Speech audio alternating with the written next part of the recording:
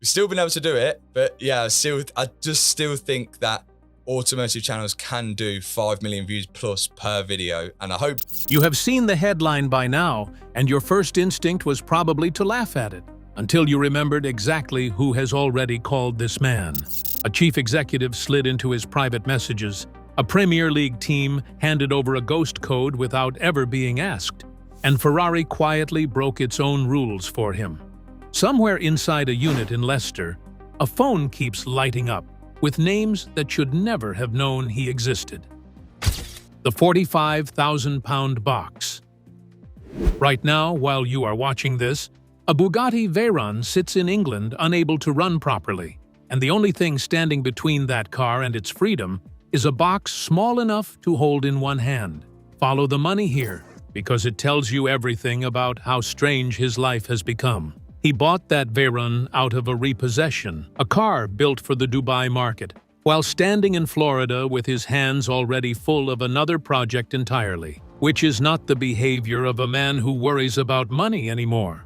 The car refused to select a gear, and in Bugatti's universe, that sentence means a gearbox, which costs around £300,000. So he drove to Halfords, bought a fuse for $3, fitted it, and the car dropped into gear like nothing had ever been wrong. His words about it were almost bored, which is why they landed so hard, because he said, "And I just got a fuse from Halfords. It is £300,000 for a new gearbox." Then the fault arrived that no fuse on Earth was ever going to touch, because the diagnostic screen threw up 5 words that killed the entire celebration. And those 5 words were, "No communication with the fuel pump control module." He rang Bugatti customer service and got nowhere, so he began calling showrooms directly, Paris first, and then London, until a service manager finally picked up. The answer was that the part exists. It is in stock at Molsheim in France, and it costs $59,358, which is roughly £45,000 for one module. He put the deposit down anyway, and was then told the car must physically travel to an official service center for it to be fitted over roughly 2 weeks.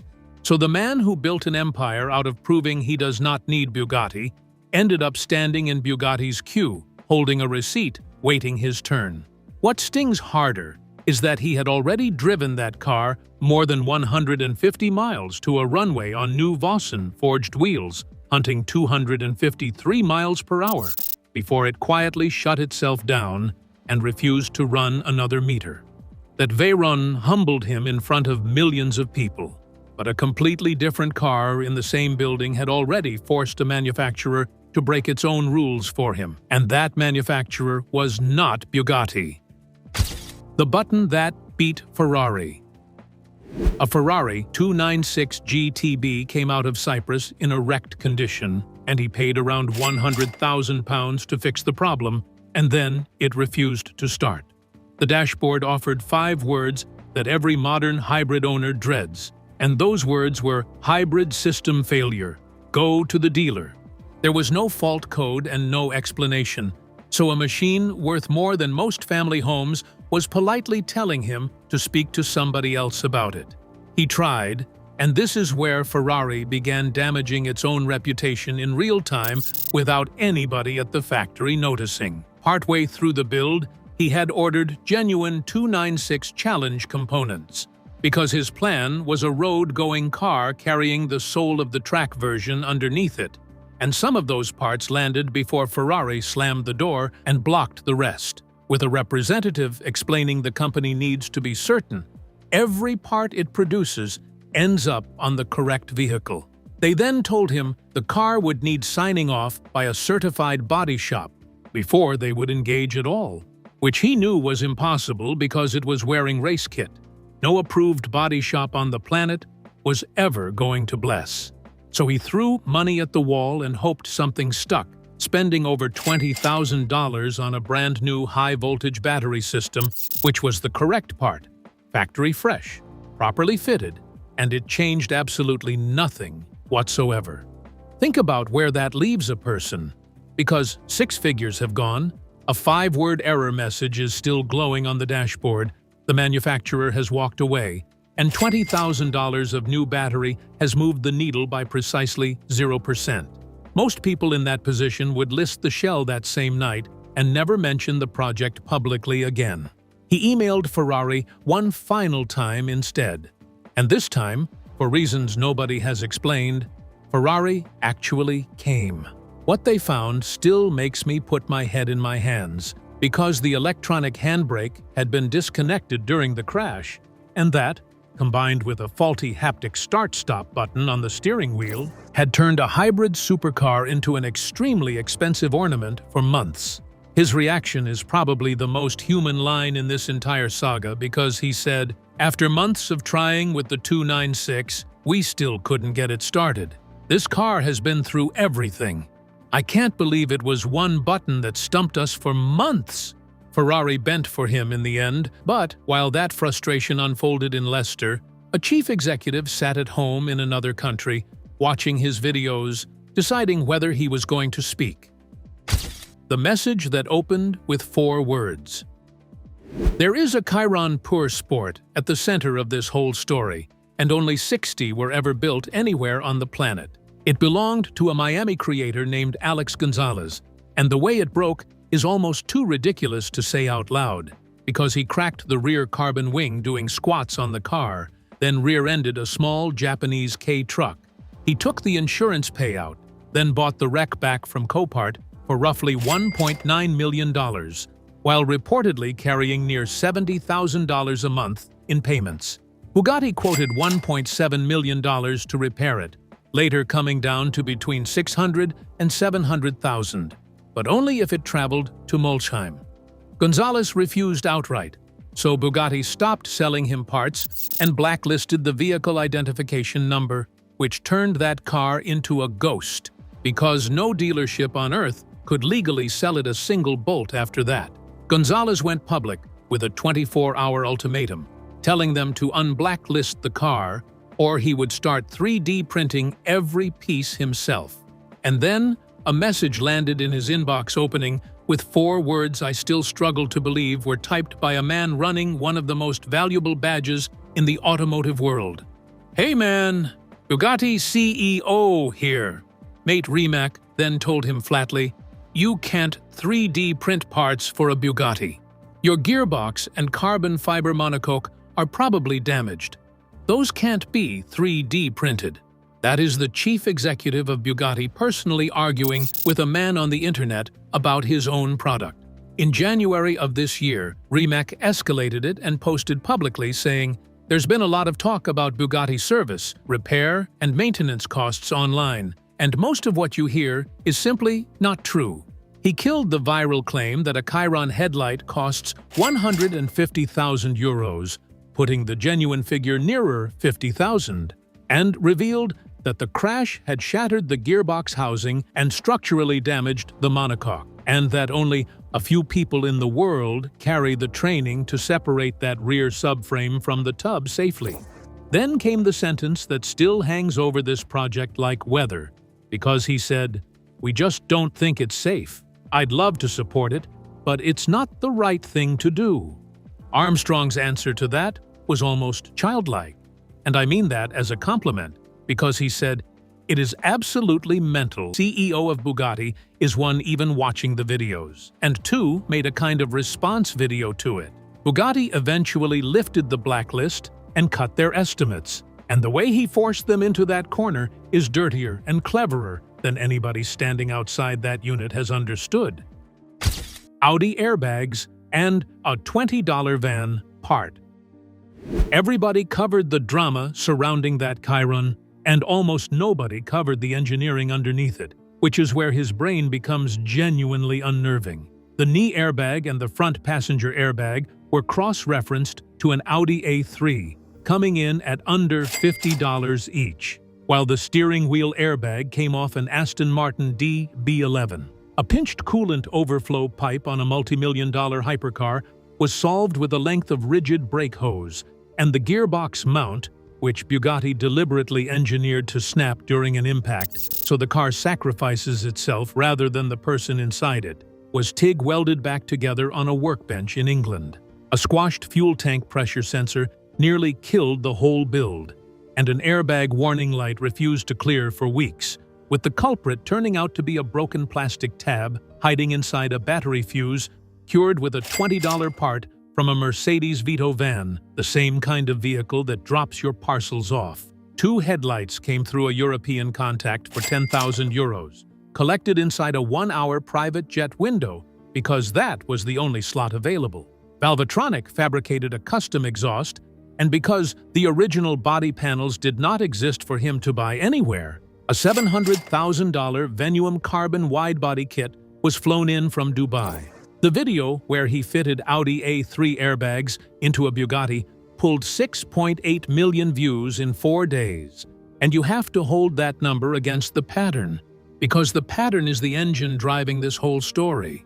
He gets locked out of something, improvises a solution that should never work. In a million years, the internet detonates, and then the company that locked him out watches millions of ordinary people discover that their parts pricing is negotiable, their engineering is cross-compatible with a family hatchback, and their exclusivity has an equivalent sitting in a Halford's aisle for the price of a sandwich. That is not content anymore, and everybody involved knows it, because that is leverage. And leverage is precisely what dragged a Premier League footballer's management team into his inbox without a single person asking them to. When the owner reaches out first. Marcus Rashford bought a Mansory Black Badge Rolls-Royce Wraith for £700,000, then crashed it, and Armstrong took the wreck at auction for $185,000. Everybody assumes they know what happens next, because it happens every time, where a famous footballer notices a YouTuber pulling apart the car he wrote off.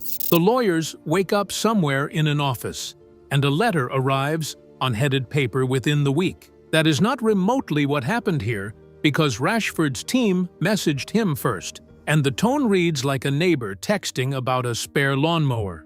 It said, "Hi, I deal with all of the cars from Marcus. I believe we still have a few bits from the car you might need.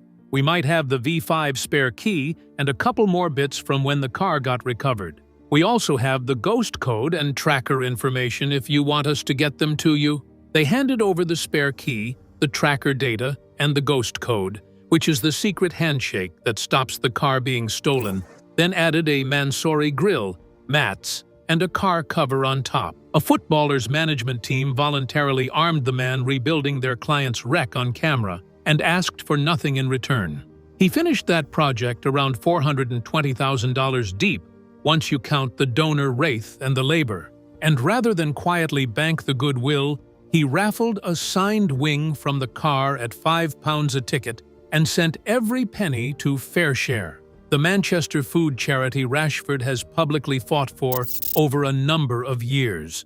Then, Kourosh Mansory summoned the car to the factory at Brand in Germany, and he owed Armstrong nothing and had no interest in being polite. So he looked over the repairs, described them using one word I cannot repeat here, and told him everything is wrong. Then Mansory kept the car overnight and personally fitted genuine wheels, badges, and the blue coach line back onto it, after which Armstrong said, "I am over the moon with how this build has turned out. How could I possibly let this car go?" A footballer's team called him, a tuning house called him, a chief executive messaged him, and Ferrari called him back. And once that many powerful people are dialing one number in Leicester, the story out in the wild starts mutating into something else. The company filing nobody bothered to read. Almost nobody has checked the paperwork, and it quietly explains why these enormous names take him seriously in a way they never took any YouTuber before. Mat Armstrong. Limited, company number 12719327, was incorporated on the 4th of July 2020, with a registered office in Solihull and one active director. The classification codes he filed cover maintenance and repair of motor vehicles and video production in that order, meaning he registered himself as a mechanic first and a creator second. And once you notice that, half of his decisions over the last 2 years start making sense. The main channel now sits just past 7 million subscribers, and the lifetime view count across 520 videos has crossed 1 billion. The second channel, which most people do not realize exists, is over 3 million on its own. And there is a Shorts channel and a Spanish-language spin-off alongside it. In July, he ranked 17th worldwide among YouTube influencers, having added roughly 400,000 subscribers since April. He bought property in Miami, partly because Tavares had been giving him workshop space and somewhere to stay during the American projects, so he decided he was done being somebody else's guest. Then there is the detail that shows how deep this now runs, because when the 45,000-pound fuel pump story broke, a national parts retailer put a named human being on the record to defend the pricing publicly, and John McCulloch, a product manager at GSF Car Parts, explained it by saying, "Ultimately, Matt isn't just paying for the part, he's contributing to the immense cost of its research and development." A parts company now issues formal statements about one man's repair bill, which means this is no longer a car channel by any definition anybody would recognize, and has quietly become something closer to an institution. Which is exactly why, when a story spreads that a footballer of a certain magnitude picked up a phone, almost nobody stops to check whether it happened. The call that never happened. There is no record anywhere on this planet of Lionel Messi contacting Mat Armstrong, and there is nothing in the videos, nothing in the Spanish-language press, nothing in the Argentine media, nothing on Reddit, nothing on X, nothing on TikTok, and nothing in a single credible outlet anywhere. The premise collapses the moment you press a finger against it, because Messi is not publicly a Bugatti owner, since that association belongs to Ronaldo. So the phrase does not merely lack evidence, it does not even make internal sense. Where it came from is considerably more interesting than the lie itself, because on the 15th of April this year, Armstrong sat down on the Cars and Money podcast with Rob Moore and the supercar dealer Carl Hartley, and reached for an analogy while describing his strange relationship with mate Rimac. His exact words were, "It's become like a Lionel Messi/Ronaldo situation. We're both into hypercars, but it's when the corporate world gets mixed into it that the stories start unfolding." He was describing a chief executive, and he borrowed 2 footballers as a comparison, and that was the entire extent of it, until it was not. In that same conversation, he accidentally predicted the machine that was about to come for him because he said, "My videos are going out," and he made a response video, and then the internet's taken that and made it look way worse. On the 27th of June, a faceless channel called Cars Facts published a video built entirely on that single sentence. The following day, another called Matt X Facts ran the Ronaldo version, and in July, a third recycled the same template again. The descriptions hedge with wording like, "may have changed how people see Bugatti servicing forever," and one clip in that same cluster openly admits it is artificially generated and not intended to provide factual context. 2 footballers, 1 metaphor, 1 podcast, and 3 faceless channels have between them produced a myth that now travels considerably further than the truth ever did. The part that genuinely unsettles me is not the lie, though, but the fact that it was believable at all. Nobody laughed it off, and nobody said that it is absurd. He is a bloke in Leicester, with an angle grinder and a $3 fuse from Halfords. Everybody simply nodded along, because a chief executive had already slid into the messages. A Premier League team had already handed over a ghost code. Ferrari had already broken its own rules, and Mansouri had already opened the factory gates overnight for him. The call never came, and yet the entire internet was ready to believe it did, which says more about where he now sits than any phone record ever could. Tell me honestly, in the comments, when a story about somebody becomes this easy to believe, has that person already won?